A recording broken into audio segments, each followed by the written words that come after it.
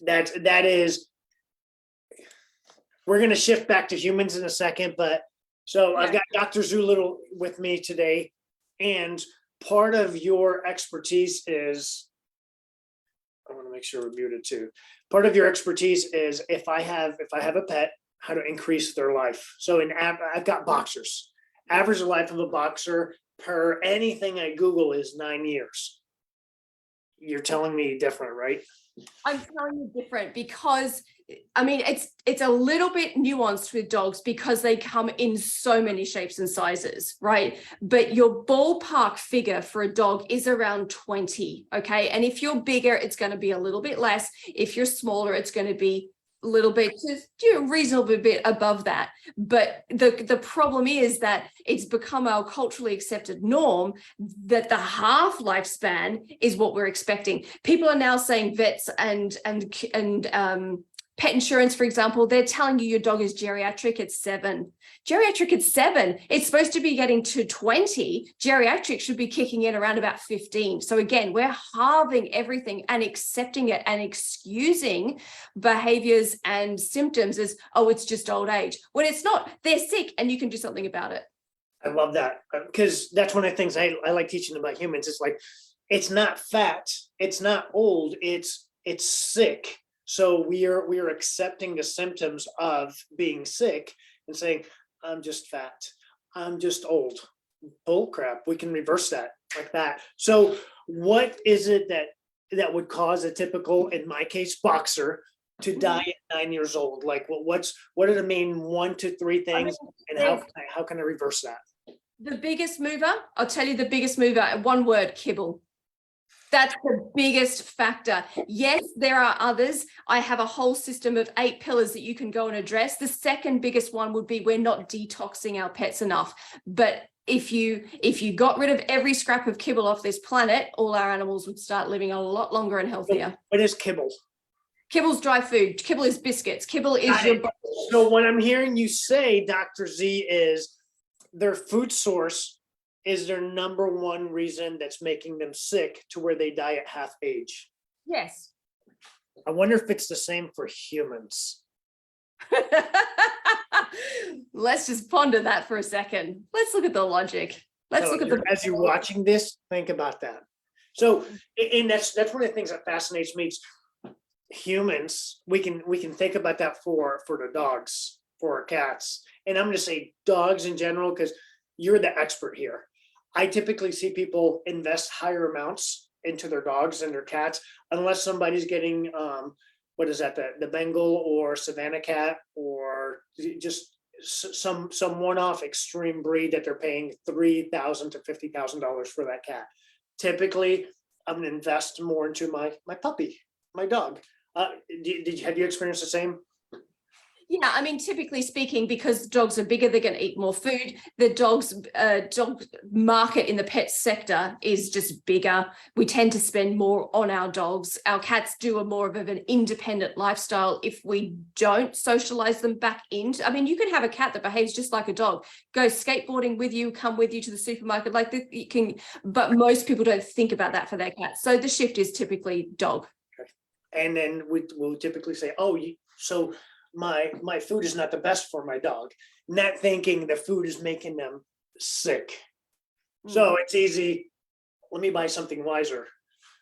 How about doing that for humans also? That's my thing. Okay, so you were talking about kibble, which is that they basically a food. What I'm hearing you say is a food that's not designed for them is getting them sick. No, it's not. No, it's to be made into a biscuit. It's got to be a minimum, mind you, 40% carbohydrate, right? A dog's wild species appropriate diet is around about 10% carbohydrate. And of that, it is not highly refined, processed, superheated 6 times. It is the green material that is inside the gut of the deer or whatever animal he's just taken down to eat. Right. So you're getting fresh, green, colorful plant material, carbohydrate, as opposed to highly processed, GMO, adulterated, superheated, indoctrinated junk. Right. There's a massive difference. And 10% versus somewhere between the 40 and 60% right. No wonder they're getting fat. Yeah. And so with humans, fat is a derivative of inflammation, which inflammation is immediate of sickness, Yeah. toxins. So that's your number two one. So in a human body, what typically happens is the same thing. We've got processed foods. So it's a combination of there's a herbicide, poisons, anything that ends with side, homicide, herbicide, pesticides, fluoride, chloride. Dang. Think about that in your water. I know, right? Boom, mind blowing. So they're consuming foods that are high in poisons. We are as humans. So there's leaky gut. There's total body inflammation. Inflammation triggers the body to produce higher amounts of fats. So not thinking it's like, oh, I overate. No. You're under nutritioned and you're hyper poisoned. Correct. So we're sick that way. So in humans and in the dogs, we are not consuming a species appropriate diet is a terminology that I've heard you say. Go into that. I love this, how you teach about the teeth. And if you're watching this and you're like, plant-based is best for humans, it's not. Clean plants are excellent for humans, and clean animals are needed for humans. But Dr. Zhu, explain the science that you teach behind that. So to me, when you've got a controversial question, you've got to go to logic and you've got to go to the evidence in front of you, right? And the evidence in front of me, when I look at any of my carnivores, whether they're domestic or in the zoo, the way you identify a carnivore is it has different morphology than a herbivore. So when I say morphology, that means structure and function of the anatomy, okay? So we start at the GI, top of the GI system, which is up here in our teeth, okay? What teeth do they have? Do they have flat, broad, grindy teeth for opening up the plant cell walls? I have that, okay. Yeah. Or do they have stabby, pokey teeth to grab a hold of something and tear it apart? Do they have scissors in their mouth? I have right? that too. Interesting, right? So if we open up the mouth of a cat or a dog, we're not going to see those molars. We're not going to see those grinding teeth. We're only going to see scissors up the back here. They're called carnassials. They're specially adapted mountain range teeth that shear. They're shearing and they're powerful to cut through bone if necessary, okay? Then they've got the stabby teeth like we do at the front here for catching onto something because they could use something to catch the thing, right? And then they've got, so everything is sharp and pointy. They don't chew their food. Their jaws do not move from side to side the way ours do. They can only go up and down, which means that it's bite, swallow, bite, swallow. For a dog, even the size of the throat, the expansion of the esophagus is significant. So huge chunks of meat can go straight down immediately without being processed. I always wondered because I'm like, how the heck does that fit in that dog? Okay. It expands. And of course, a dog has a lot of very silky, very slippery saliva compared to a cat. A cat's mouth is quite dry compared to a dog because cats aren't trying to lubricate pulling down a Wellington boot into your stomach. Like, I mean, it's not literally a Wellington boot, but it's a large, cumbersome, uncomfortable shape. It'll just slide right down there for that saliva. So already we've talked about three facets and we're only at the top here. So then it gets down into the stomach acid. Let me pause on that one because we'll talk. We're gonna go into the stomach here. A question that I have is, I'm in the physical transformation world. Yes, there's a nutrition and there's a fitness component. And one of the arguments I've had is, oh, look at that bodybuilder, look at all his muscle, and he's vegetarian. So look at a cow, look at a bison, and look how much muscle that cow has. If a cow can live off of grass and build that muscle, as humans, we should be able to, not understanding methylation or epigenetics. Thank you. Holy cow. And this thing that you're talking about from the mouth until the tail. So if you could explain, how is it that a cow can eat grass and grow, or a bull and grow to be so muscular, and the wolf isn't eating the same grass? Why can't they survive off of that? Okay, so there's a couple of things at play. Like, for example, a cow has 4 components to their stomach, 4 chambers, if you like, of a stomach. So when they're originally just grazing, they're biting the grass, they're swallowing it straight down. Nothing's happening. It's going straight down. But yet we all go, hang on, but I've seen a cow chewing. Yes, you have.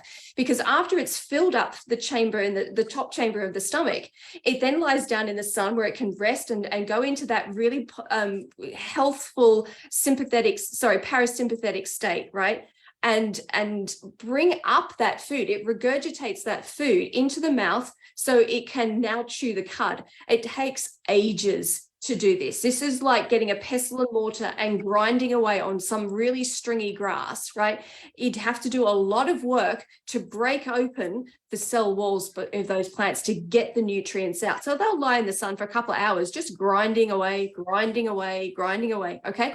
And then it can go back down to the next chamber of the stomach. And then in the process as well, further on, you've got the microbiome that's going to be working. So a whole colony of different microbes, bacteria, fungi, all sorts of things in there that are specially designed to pull out those nutrients that are from those hard to reach places in those plants, and then allow the cow's bloodstream to take up those nutrients. So there's a lot of the stuff that's going on that isn't even the cow, and then a lot of stuff that's mechanical. Now, cats and dogs, when they're doing hunting in the wild, or they don't have time to do all that grinding, and they don't have the teeth for it anyway.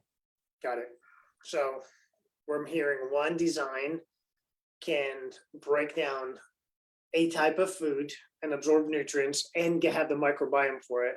And another one just mechanically isn't designed that way. So you can swallow all the damn grass you want, but you're not going to be able to, and you're talking about the cell walls also. The cell wall of a protein is different than the cell wall of a plant. Well, for an animal or a plant. So yeah. So it's, I can't absorb it, or that cat or the dog can't absorb it. Interesting. We'll go with that. So if because I don't have the same chamber as a cow, I can't get the same benefits as that bull by eating the same food. No, you can't. And talk about microbiome.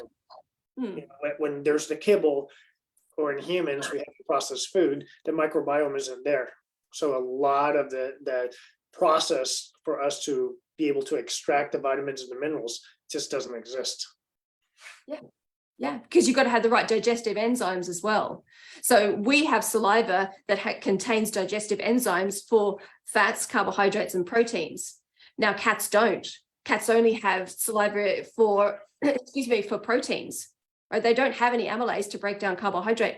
Dogs don't even have it in their mouth because they're not spending time with the food in their mouth. They're putting it in and getting it straight down as quickly as possible. So their digestive enzymes start in the stomach and then the pancreas. So again, it's different according to what their lifestyle is. What is their natural history? What is, and anyone who's watched any kind of documentary shows, David Attenborough's and all the rest of it, right? You know the natural history. The wolves aren't sitting around making a campfire every night to cook something. They're going out and working cooperatively as a team to go and find something, work together to bring that down. They all take a piece of that and they don't mess around because there's competition. So you want to swallow it really quickly so that you don't miss out and go hungry. That makes sense. Totally makes sense. So number one, species appropriate food, not kibble. And two, you were talking about detoxification. Tell me more about that. Yes.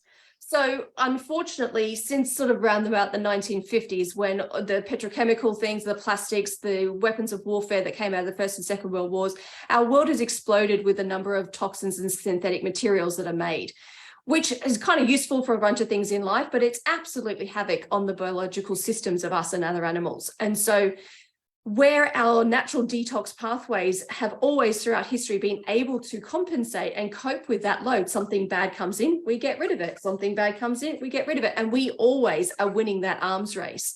Now, however, only up until a certain point in our life when we're younger, and so we've had less time to be exposed, can we stay ahead of that ball game? Now, for the majority of species, you get to a tipping point. There's a stage in life, and it will be different to the individual, where you can no longer win against the toxins that are building up and building up.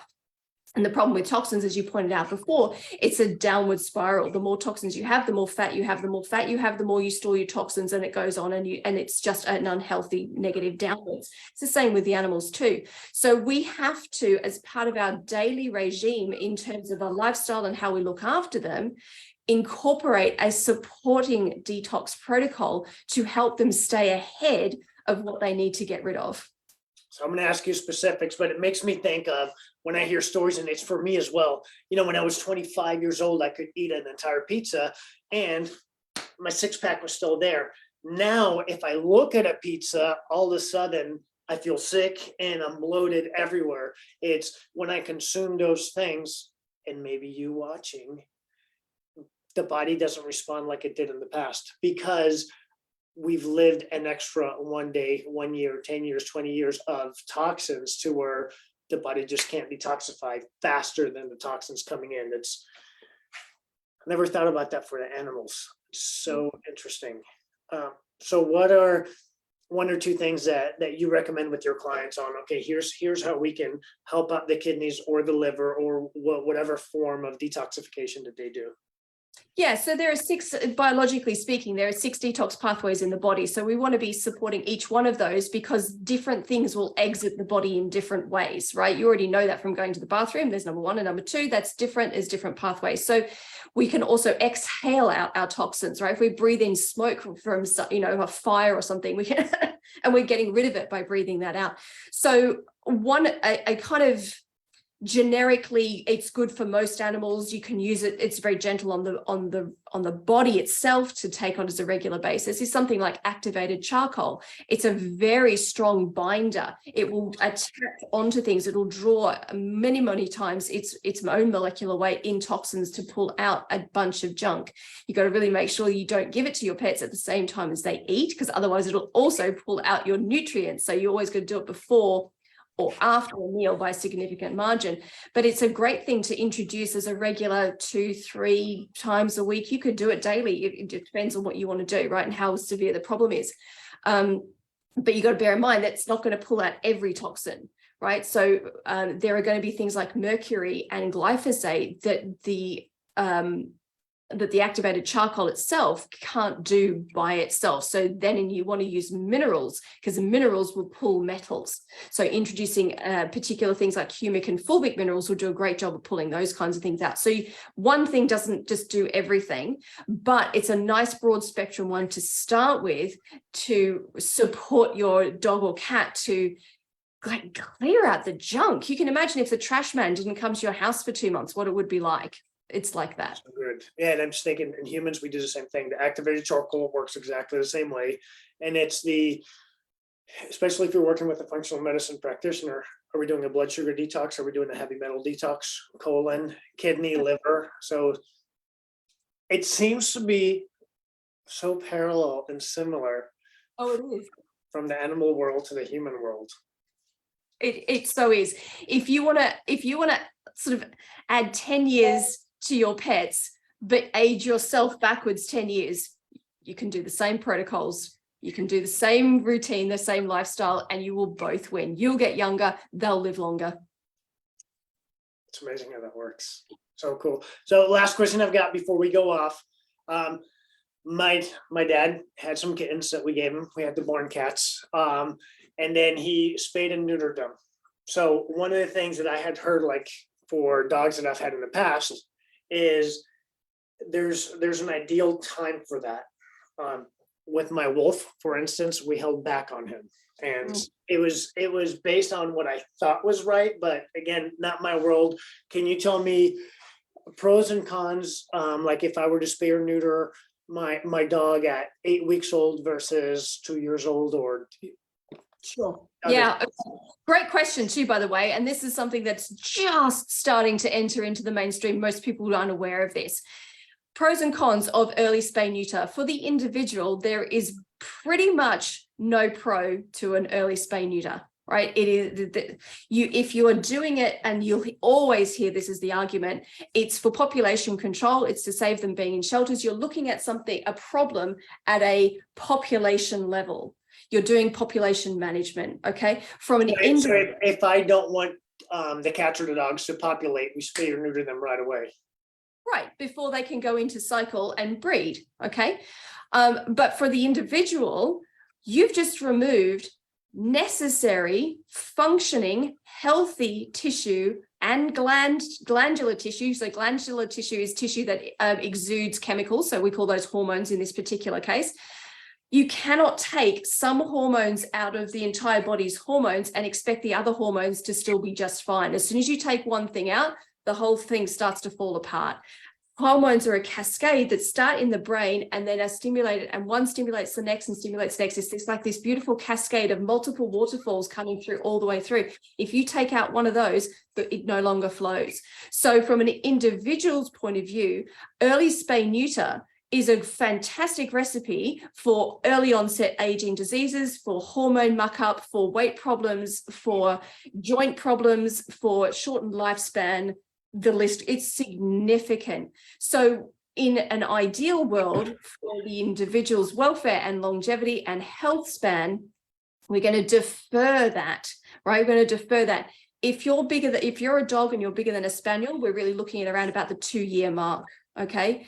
If you're a cat, we want to wait until around about the 6-month mark. What we're looking for is for you to reach sexual and emotional and physical maturity. Because while you're going through puberty, your bones are still fusing together. They're still making their junctions, and if you don't have the hormones in at that point, they can't do that properly, which is why you get so many hip dysplasia problems, stifle problems, knee problems, anterior cruciate ligament it's that the weaker back carriage in a lot of dogs as they get older and they go lame in their hindquarters. Often it's because all the time. It's the early spay neuter. It's mucking them up. They haven't been able to physically form their body properly because you took away their hormones before they'd been able to use them. You need to be able to allow the animal to grow into their full maturity. A lot of behavioral problems come from it as well, because you can imagine if you are suddenly denied all of your identity of maleness or femaleness, and you don't know who you are in your pack or your family, you don't know what your role is to perform, you haven't built up the confidence to know, I can cope with the world, I can deal with threats and dangers, and I can solve problems, and I can work out who to make friends with and who not to make. If that all comes from having emotional maturity and you know who you are. If you've taken away your sex hormones because you've removed your sex organs because you thought a spay neuter was a smart thing to do, you've created a lot of uncertainty, a lot of inferiority complex, a lot of danger comes into the world of that animal. You now got a very much more reactive animal who's going to be like. Those are typically the dogs that have a higher bite percentage. Because dogs will use bite as a last resort. There's about 8 steps in the process of early warning system of we've got a problem here. Let's see if we can solve it. Bite is always going to be their last one. It's the last ditch effort. You didn't read any of the other signals. Now I have to go there. But if you're not confident in it as an individual to know what your coping mechanisms and communications are, because you haven't grown up enough to learn that, then you just go from 0 to hero in one go, and you've got a massively reactive, dangerous dog. Got it. Is early spay neuter. And if they either didn't spay neuter or prolonged it, are you saying that number one, they're going to be healthier, and number two, they're less reactive is the terminology you're using? Often. No, I mean, everyone's an individual, right? So, right. But there's strong trends for sure. Are there pharmaceuticals that could help that? So we don't like to give pharmaceuticals to pets because a pharmaceutical by definition is synthetic, right? You cannot patent what's nature. So you can take a natural product, right? And the body will receive that because the body knows that natural, it works with the cells in the body. Anything that's synthetic, the body recognizes because your immune system is primed to be smart, right? It knows that this is a foreign invader. It knows this is plastic or fake, right? It says this isn't life affirming, therefore I'm going to detox it out of my body. So as soon as you're putting any pharmaceutical kind of stuff in, your body's going to say, I need to get rid of that because that's a toxin, that's a poison, that's Which fake. Makes sense in humans when we consume pharmaceuticals. I'm a huge student of leaky gut, so pharmaceuticals are directly tied into causing leaky gut and what we hear in all of the commercials. These are your side effects. Oh, but that's okay. There's another pharmaceutical for those side effects. Oh, we're going to create other side effects because the body's detoxing all of those synthetics. A lot of overlap. Holy crap. So much more than you think. Unbelievable. I'm going to cut it down. I want to continue this specific topic next time. Put in the comments what you want to hear from Dr. Z. I can't be the only curious one here. So put in the comments. Dr. Z, thank you for being on. Pleasure as always.